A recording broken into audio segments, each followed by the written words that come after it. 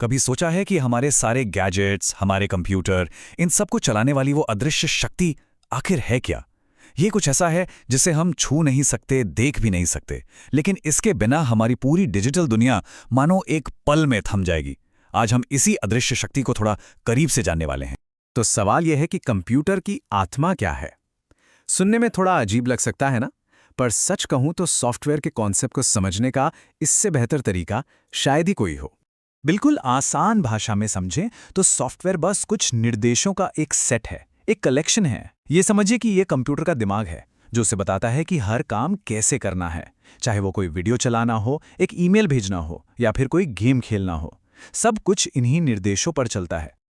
और देखिए, ये लाइन अपने आप में सब कुछ कह देती है। सोचिए, हमारा महंगा से महंगा लैपटॉप या स्मार्टफोन बिना सॉफ्टवेयर के बस धातु और प्लास्टिक का एक बेजान डिब्बा है। सॉफ्टवेयर ही तो है जो उसमें जान डालता है। तो चलिए इस पार्टनरशिप को, इस साझेदारी को थोड़ा और गहराई से समझते हैं। हार्डवेयर और सॉफ्टवेयर का रिश्ता आप कह सकते हैं शरीर और आत्मा जैसा है। एक के बिना दूसरा बिल्कुल अधूरा है। यहां पर अंतर बिल्कुल साफ हो जाता है। हार्डवेयर वो कंप्यूटर का शरीर है, जैसे कीबोर्ड, स्क्रीन, माउस, जिसे हम छू सकते हैं, महसूस कर सकते हैं। और सॉफ्टवेयर वो है आत्मा, वो निर्देश, वो कोड जो इस शरीर को काम करने लायक बनाता है। तो सबसे जरूरी बात यह है कि ये दोनों एक दूसरे पर पूरी तरह से निर्भर हैं। हार्डवेयर को काम करने के लिए सॉफ्टवेयर से कमांड चाहिए और सॉफ्टवेयर को चलने के लिए, रन होने के लिए हार्डवेयर का प्लेटफॉर्म चाहिए। मतलब ये एक परफेक्ट टीम है। अच्छा, तो क्या सारे सॉफ्टवेयर एक जैसे होते हैं? बिल्कुल नहीं। असल में इनके काम के आधार पर इन्हें 3 मेन कैटेगरीज में बांटा जा सकता है। चलिए देखते हैं। सबसे पहले और सबसे जरूरी है सिस्टम सॉफ्टवेयर। इसे आप कंप्यूटर की नींव या फाउंडेशन समझिए। ये वो सॉफ्टवेयर है जो पर्दे के पीछे रहकर सारे जरूरी काम संभालता है ताकि हमारा कंप्यूटर ठीक से चल सके। इसका मेन काम ही है पूरे कंप्यूटर को मैनेज करना, जैसे उसे स्टार्ट करना, मेमोरी को संभालना और जितने भी डिवाइस हम उससे जोड़ते हैं उन्हें चलाना। विंडोज, लिनक्स जैसे ऑपरेटिंग सिस्टम्स या फिर एंटीवायरस प्रोग्राम, ये सब इसके सबसे आम उदाहरण हैं। इसके बाद आता है एप्लीकेशन सॉफ्टवेयर, और ये वो सॉफ्टवेयर है जिनसे हम सब रोजाना रूबरू होते हैं। ये असल में हमारे खास कामों को पूरा करने के लिए बनाए गए टूल्स हैं। देखिए, जब हम कोई डॉक्यूमेंट लिखने के लिए MS वर्ड खोलते हैं या इंटरनेट चलाने के लिए कोई वेब ब्राउज़र इस्तेमाल करते हैं, तो असल में हम एप्लीकेशन सॉफ्टवेयर ही इस्तेमाल कर रहे होते हैं। ये हमारी खास ज़रूरतों को पूरा करते हैं। और फिर आती है तीसरी कैटेगरी, प्रोग्रामिंग सॉफ्टवेयर।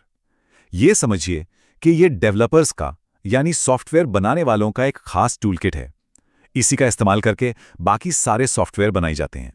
जी हाँ, चाहे सिस्टम सॉफ्टवेयर हो या एप्लीकेशन सॉफ्टवेयर, प्रोग्रामर इन दोनों को बनाने के लिए इन्हीं टूल्स का इस्तेमाल करते हैं।